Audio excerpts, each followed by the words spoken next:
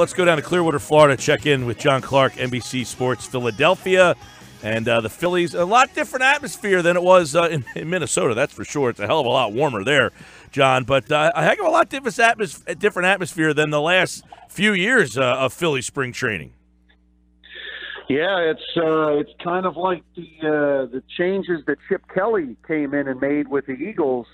You got music speakers blaring on all the different fields. You got workouts pushed back from the morning, early morning to, like 11 a.m.-ish, so guys can recover. You got they're counting all the reps and everything the guys do and load management. And, man, I tell you, it is a lot of change. They've hired 60 new people over the last couple years in analytics and baseball operations, and it's a makeover. It's kind of like old school is gone, and this is new school, and the Phillies have completely changed over, basically. Yeah, I know. Looking at a lot of stuff from you on Twitter and Instagram, that you've been posting a lot of pictures of just Kapler kind of taking it all in, and the players, he seemingly is just kind of going from place to place to place. He is really making sure that his presence is being felt there, and he seems like a very likable guy. Yeah, the number one thing the players say about him is communication. He has communicated with them all throughout the offseason, texting and calling guys, letting him know what he thinks of them and that he supports them, but also letting them know what they have to do and what is expected of them.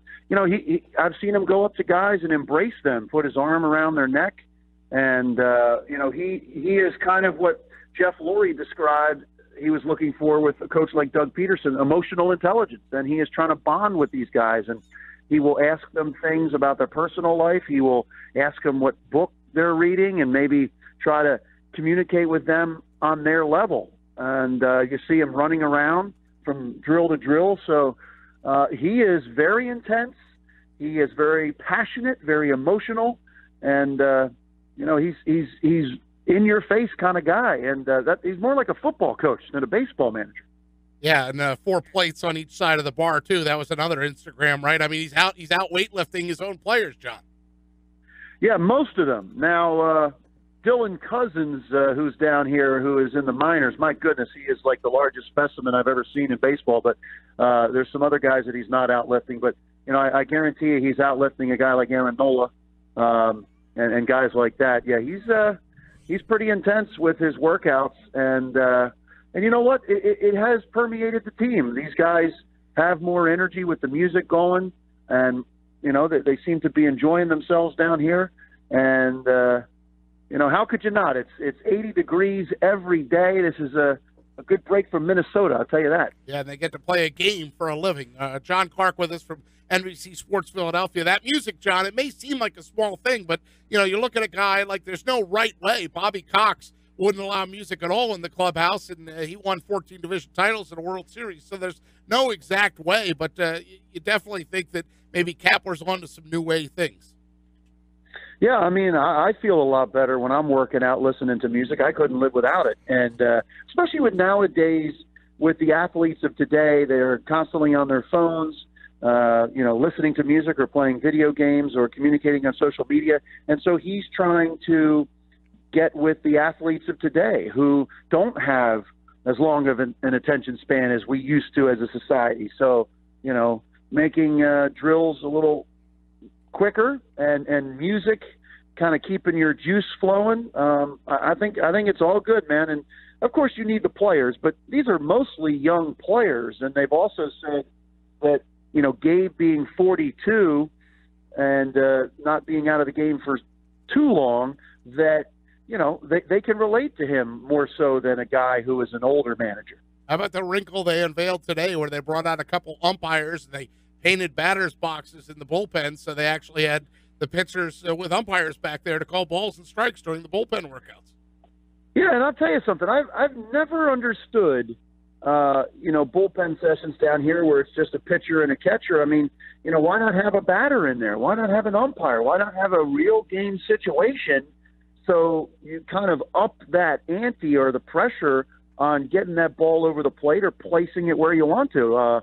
So I've always felt the best training is live situations. Now, of course, they do get to that, but yeah, that was a new wrinkle today, and I think the pitchers liked it because sometimes you wonder as a pitcher if you're throwing a strike or if if you painted the corner, and usually the catcher will tell you, but the catcher's on your side, so it is good to have an umpire here to kind of be the middleman and say, nah, that wasn't a strike. And then they're also teaching the catchers down here to frame pitches a lot more.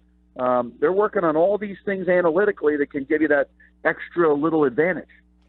John Clark's with us, NBC Philadelphia down in Clearwater. Now, Maikel Franco, he's an interesting story this year because now he's going into that third year and everybody's ready to give up on him. He's like the Nelson Aguilar of this Phillies team here. How's he looking? Because it seems like he's lost a little bit of weight. Yeah, he did some extra workouts this off season, some extra training, and he wanted to get in better shape. He was told he had to get in better shape, and he knew it. So yeah, if he's lost 10 to 15 pounds around there, and he's working on better plate discipline and not being too aggressive. A lot of times you would see, that home run swing and over swinging and going for too much. So I think he's at that point. He says he realizes it's an important year for him. And, you've got that free agent class that's coming up next year, and Manny Machado's in there. So I think he does know that this is a huge year for him. And, the thing that I like about this team and that Carlos Santana is going to bring is the plate discipline. I mean, this is a guy who walks over 100 times a year. So I think that's going to have a big effect on the rest of the lineup and guys like Maikel Franco, who they've placed them right next to each other in the locker room, which is great.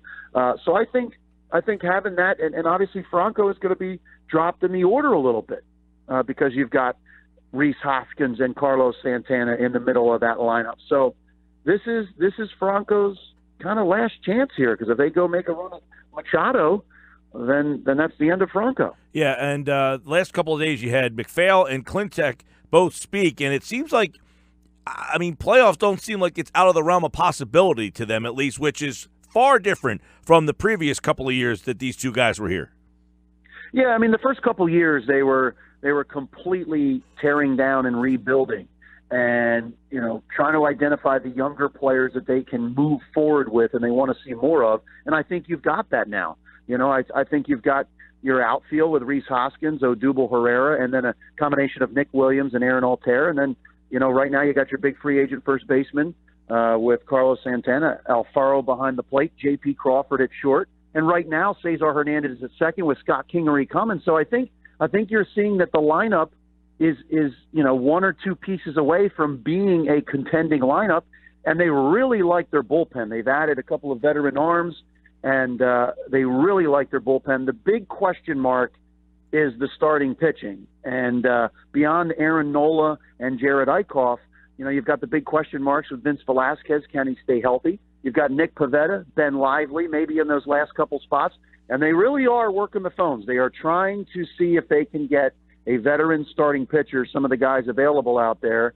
And I think if Jake Arrieta were to drop his price or expectation of 6-year contract, I think that he would be a possibility, because they're not against spending money like they did with Carlos Santana, and they believe that they are kind of on the cusp, that they are moving closer to being a team that can make a playoff spot. So it may not be this year, but if they can add the big free agent or two next year, you might see this team making a run at a playoff spot. John, with most of the positional battles kind of set, which one of the experiments raised your eyebrow the most? Like guys like Roman Quinn taking balls at shortstop, or Tommy Joseph trying to take some ground balls at third base. So first of all, do you like them at least trying to find positions or utilities out of these guys, or versatility out of these guys, and which one kind of hits your eyebrow up the most? Well, yeah, they're trying to find a spot for Tommy Joseph. He's a bat off the bench at this point with a little bit of pop, so they're trying to find a spot for him and see if he can be versatile. And they're looking for flexibility. They're looking, for guys not to play 150-some games, 155 games. They want to give some days off here and there and then have that fourth outfielder like an Aaron Altair or an extra infielder that they can just, put in there. Roman Quinn getting work in the infield, that's pretty remarkable. But I guess he's at the point where you can do that. He's not on the major league team right now. But that is one thing they are stressing this year, versatility. They would like for most of the players to be able to play two positions. And if there's an injury or they need to give off days with the load management question there, that they want to have a guy who can slide over. So that'll be interesting to see. I mean, for most guys, I think they are pretty much set in where they play, and they like where they play. But if you're a guy like Aaron Altair, Nick Williams, or you're trying to be in the starting lineup, you want to have another spot that you can play. John Clark is in Clearwater via Philly Parade, via Minnesota Super Bowl. It's been what was standing on that float with Peterson? That had to be a pretty exhilarating moment.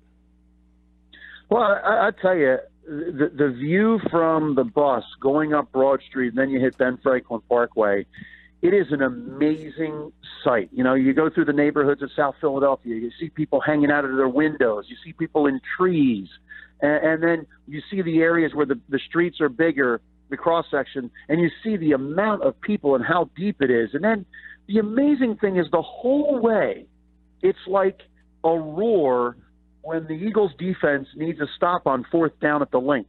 And that's the way it is the whole way. And at some parts and time during the parade, it's deafening.